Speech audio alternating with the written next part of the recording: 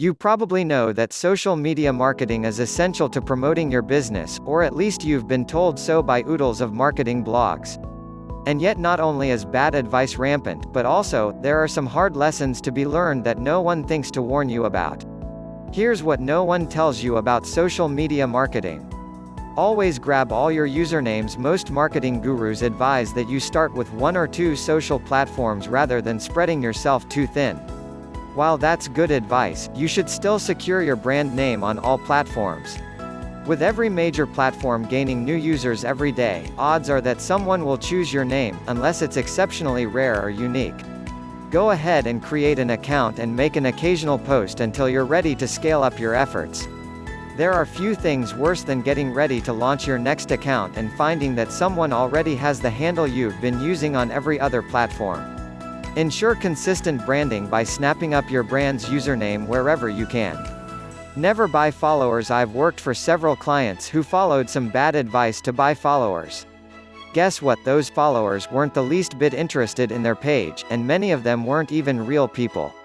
While it's true that having a high follower account might entice people to follow your page, most people aren't looking at that. They're seeing your content in their feed, then perhaps visiting your bio to see if they want to follow you.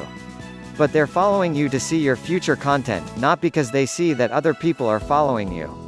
Never unfollow. While people may not care how many followers you have, they do care if you follow them. The follow-unfollow method developed because someone decided it looked bad if you had almost as many followers as the number of people you were following. The truth is, reciprocity matters way more than numbers on social media. When you engage in follow-unfollow, you tell your audience that you only care about their views. That's a big marketing no-no, and many of them will just unfollow you if you unfollow them. Instead of worrying about your follower-following ratio, spend time engaging with prospective customers. Build relationships that carry over into your sales. Always define your visual tone before you launch. Just because you have a logo and a color palette does not mean that you're ready to launch your social campaigns. Especially on Instagram, having a cohesive, attractive feed is essential to standing out from the hundreds of posts that your audience sees. Unfortunately, it's quite easy to have posts veer off look and become an accidental eyesore, or to have posts that look fine on their own but completely random in your grid. Some marketers have tried to overcorrect by designing elaborate spreads. I've even seen people break up large images into multiple posts so that their Instagram grid progressively builds the image. The problem with that approach is that most people see the posts in the feed, which means that they're only going to see one piece of your mega image. It's a much better idea to develop branded templates before you even start posting, then stick to them.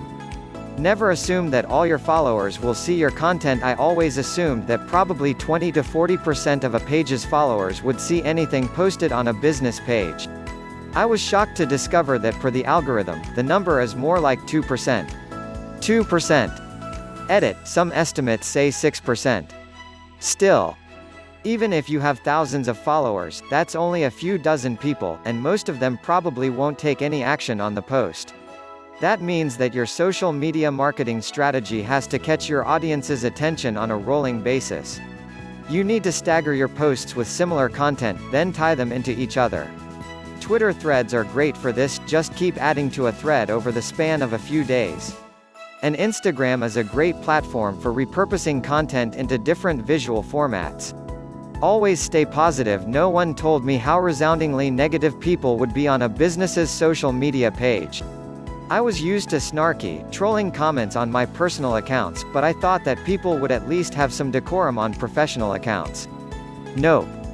If anything, the trolls came out in full force, leaving comments that had no purpose other than to make fun.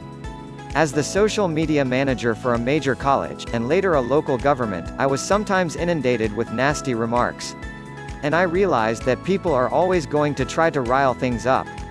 I've seen some social media managers completely bomb their responses to trolls, thereby lowering their brand's reputation. It's hard, but it's really important to have a thick skin and just ignore the trolls whenever possible. You also need to stay positive in a personal sense. When you're promoting a business through social media, you're facing a lot of pressure to get it perfect. It's essential that you spend more time preparing, and then engaging, than you do posting. As they say in woodworking shops, measure twice, cut once. This tactic will help you stay balanced and sane, no matter how hairy it gets out there.